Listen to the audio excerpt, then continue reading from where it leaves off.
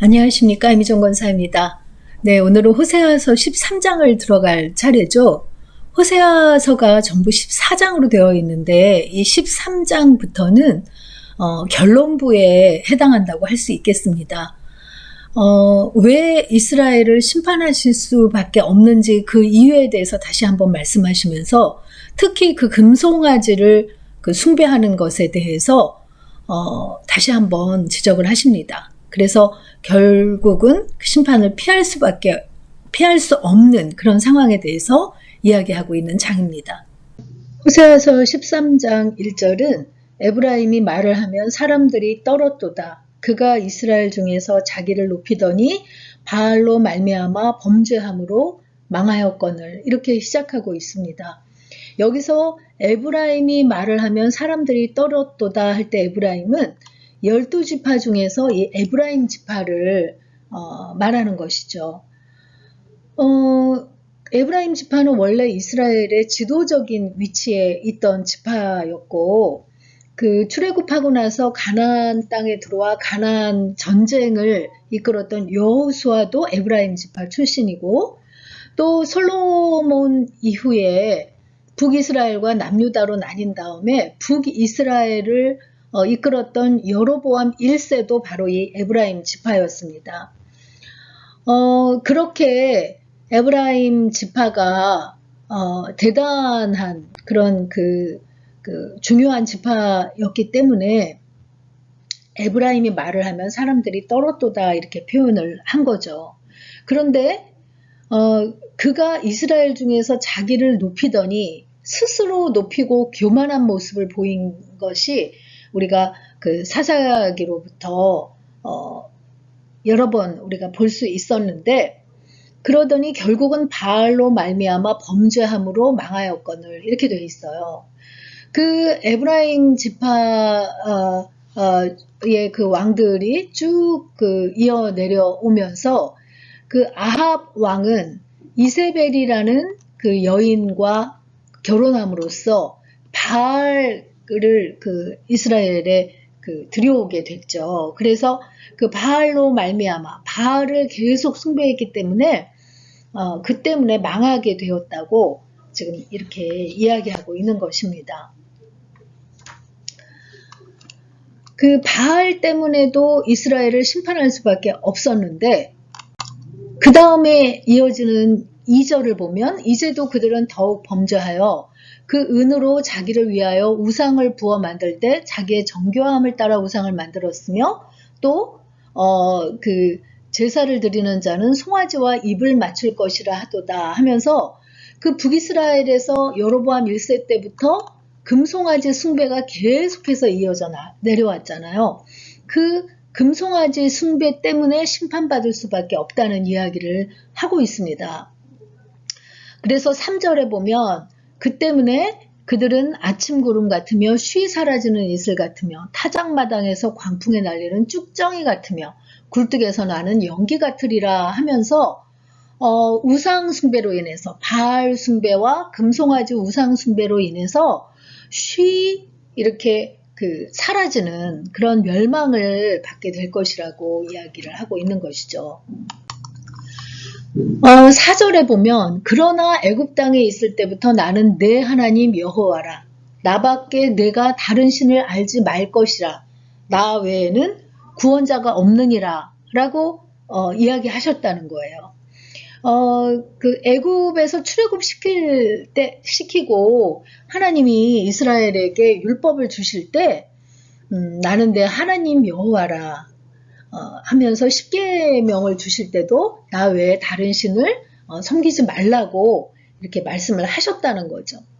그리고 이어지는 5절에 보면 내가 광야 마른 땅에서 너를 알았거늘, 광야의 그 시대로부터 너를 알아왔다는 거예요.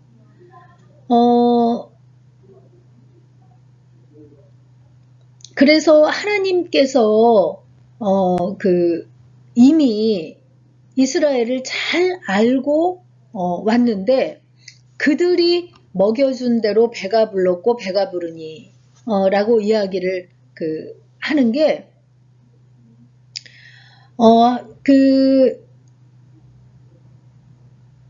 그들이 먹여준 대로 배가 불렀고 배가 부르니라 할 때 그들이는 광야에서 생활했던 이스라엘 백성을 말하는 거죠. 먹여준 대로 배가 불렀다라는 건 하나님께서 광야에서 만나와 메추라기로 그들을 먹이셨잖아요. 그래서 그 이스라엘 백성들이 광야에서 하나님이 먹여준 대로 배가 불렀는데 배가 부르니까 그들의 마음이 교만하여 이로 말미암아 나를 잊었느니라 라고 이야기하고 있는 것입니다. 그들이 배고플 때는 하나님께 도움을 구했지만 배가 부르고 나니 나를 잊었느니라 라고 감사가 사라진 것에 대해서 말씀을 하고 있습니다. 그래서 이어지는 7절에 보면 그러므로 내가 그들에게 사자 같고 길가에서 기다리는 표범 같으니라. 내가 새끼 잃은 곰같이 그들을 만나 그의 염통꺼풀을 찢고 거기서 암사자같이 그들을 삼키리라. 들짐승이 그들을 찢으리라 하면서 결국은 하나님을 잊어버린 이스라엘 백성들을 향해서 경고하고 계시는 거죠. 그들을 결국은 멸망시킬 것이라고 심판하실 것이라고 말씀하고 계시는 것입니다. 그래서 9절에 보면 이스라엘아 내가 패망하였나니 이는 너를 도와주는 나를 대적함이니라. 이스라엘을 도와주는 것은 나 하나님 여호와밖에 없는데 하나님을 대적함으로 너희가 망하게 되었다라고 이야기를 하는 것이죠. 그러면서 10절에서부터 그 전에 내가 이르기를 내게 왕과 지도자들을 주소서 하였느니라. 왕정을 요구했다는 거죠. 그래서 사무엘에 의해서 결국은 사울 왕을 세우는 그런 왕정 시대가 시작이 됐는데 내 모든 성읍에서 너를 구할 자, 곧 내 왕이 이제 어디 있으며 내 재판장들이 어디 있느냐 하면서 왕이 없다고 하는데 이스라엘에 왕이 없은 적은 없거든요. 그런데 이제 내 왕이 어디 있으며 내 재판장들이 어디 있느냐 하는 것은 그 왕들이 백성을 위하는 선한 목자가 아니라 자기 배만 챙기는 싹군의 역할을 했기 때문에 하나님을 잊어버린 자들이 이렇게 왕과 지도자가 없는 그런 상황이 될 거라고 이야기를 하고 있는 것이죠. 그래서 내가 분노함으로 내게 왕을 주고 진노함으로 패하였느니라 하면서 그들이 요구하였으니까 왕을 주었지만 결국은 그들의 죄로 말미암아 그 왕을 패하게 된다는 것에 대해서 이야기를 하고 있습니다.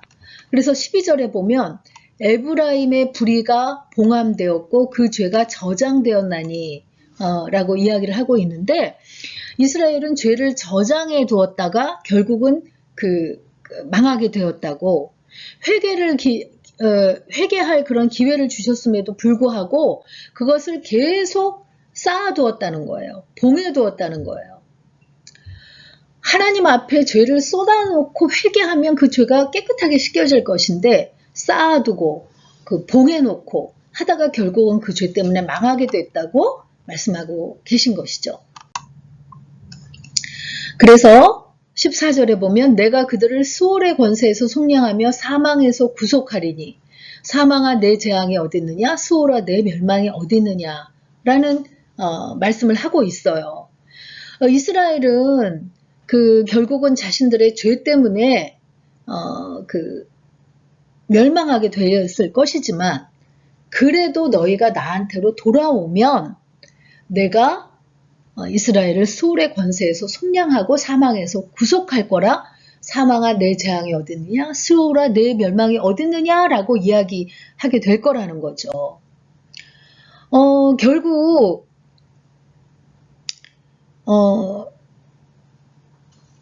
이스라엘의 그 죄를 내가 그들을 수울의 권세에서 속량하며 사망에서 구속하리니 하는 것은 하나님께서 독생자 예수 그리스도를 통해서 그 죄 많은 이스라엘도 그 죄를 속량하고 사망에서 구속할 것이라고 이야기를 하고 있는 것입니다. 그래서 나중에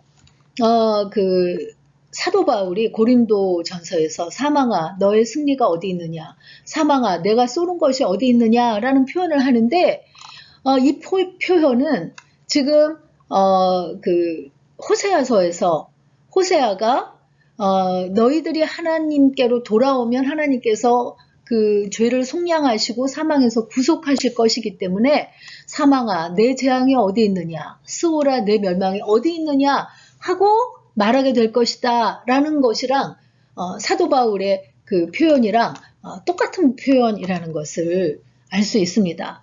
결국은 하나님 앞으로 돌아오면 죄값을 하나님께서 지불하고 그리고 사망에서 구원해 줄 것이라고 하는 그 구속의 하나님의 그 원리를 여기서도 분명하게 표현하고 있다는 것이죠. 그런데 이제 15절에 보면요. 호세아서 13장 15절에 보면 그가 비록 형제 중에서 결실하나 동풍이 오리니 곧 광야에서 일어나는 여호와의 바람이라. 그의 근원이 마르며 그의 샘이 마르고 그 쌓아둔 바 모든 보배의 그릇이 약탈되리로다 하면서 이제 앞으로 북이스라엘은 아수르에 의해서 멸망당할 텐데 결국 그들에 의해서 멸망당하고 황폐하게 되는 것을 동풍을 맞게 되는 것을 비유하고 있는 거죠. 지난번에도 말씀드렸던 것처럼 동풍은 광야에서 오는 바람이기 때문에 열이 있고 곡식을 마르게 하는 그런 그 쓸모없는 바람이라고 했어요. 그래서 그들의 그 심판받을 이유 때문에 결국은 그 동풍으로 비유되는 그 멸망을 당하게 될 거라고, 아수르에 의해서 당하게 될 거라고 이야기하고 있는 거죠. 그래서 16절에 보면 사마리아가 그들의 하나님을 배반하였으므로 형벌을 당하여 칼에 엎드러질 것이요 그 어린아이는 부서뜨려지며 아이벤 여인은 배가 갈라지리라 하면서 그 아수르에 의해서 멸망당하게 될 것, 이스라엘의 최후를 지금 그 선포하면서 13장을 마무리 짓고 있어요.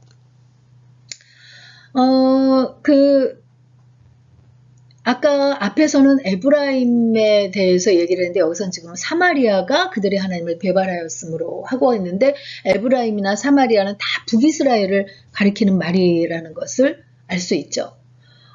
결국 그 13장에서는 심판당할 수밖에 없는 이유를 쭉 얘기하면서 이렇게 망하게 될 것이다 라고 이야기를 하고 있는 것이죠. 그렇지만 그 중간중간에도 너희가 회개하고 돌아오면 그 죄를 깨끗하게 할 것이고 사망에서 구속할 것이다 라는 메시지를 계속해서 말씀하고 계신 것을 우리가 볼 수 있습니다.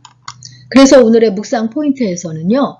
우리의 죄악에도 불구하고 우리를 구속하시기 위해 독생자 예수를 보내주신 하나님의 크신 사랑에 대해 다시 한번 묵상해 봅시다 하는 것입니다. 호세아서에서도 그 독생자 예수에 의해서 결국은 죄가 사해지고 사망에서 구속받게 되는 것에 대한 것을 분명하게 말씀하고 있기 때문에 우리가 이 구속의 은혜에 대해서 한번 묵상해보는 시간을 가지셨으면 좋겠습니다. 호세아서 13장 읽고 마치도록 하겠습니다. 13장. 에브라임이 말을 하면 사람들이 떨었도다.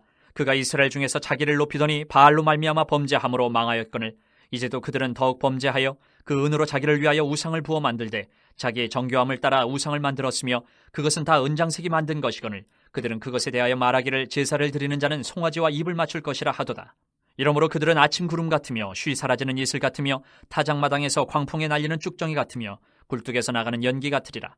그러나 애굽 땅에 있을 때부터 나는 내 하나님 여호와라. 나밖에 네가 다른 신을 알지 말 것이라. 나 외에는 구원자가 없느니라. 내가 광야 마른 땅에서 너를 알았거늘 그들이 먹여준 대로 배가 불렀고 배가 부르니 그들의 마음이 교만하여 이로 말미암아 나를 잊었느니라. 그러므로 내가 그들에게 사자 같고 길가에서 기다리는 표범 같으니라. 내가 새끼 잃은 곰같이 그들을 만나 그의 염통 거풀을 찢고 거기서 암사자같이 그들을 삼키리라. 들짐승이 그들을 찢으리라. 이스라엘아, 내가 패망하였나니 이는 너를 도와주는 나를 대적함이니라. 전에 내가 이르기를 내게 왕과 지도자들을 주소서 하였느니라. 내 모든 성읍에서 너를 구원할 자, 곧 내 왕이 이제 어디 있으며 내 재판장들이 어디 있느냐. 내가 분노함으로 내게 왕을 주고 진노함으로 패하였노라. 에브라임의 불의가 봉함되었고 그 죄가 저장되었나니 해산하는 여인의 어려움이 그에게 임하리라. 그는 지혜 없는 자식이로다. 해산할 때가 되어도 그가 나오지 못하느니라. 내가 그들을 스올의 권세에서 속량하며 사망에서 구속하리니 사망아 내 재앙이 어디 있느냐 스올아 내 멸망이 어디 있느냐 뉘우침이 내 눈앞에서 숨으리라. 그가 비록 형제 중에서 결실하나 동풍이 오리니 곧 광야에서 일어나는 여호와의 바람이라. 그의 근원이 마르며 그의 샘이 마르고 그 쌓아둔 바 모든 보배의 그릇이 약탈되리로다. 사마리아가 그들의 하나님을 배반하였으므로 형벌을 당하여 칼에 엎드려질 것이요 그 어린아이는 부서뜨려지며 아이벤 여인은 배가 갈라지리라.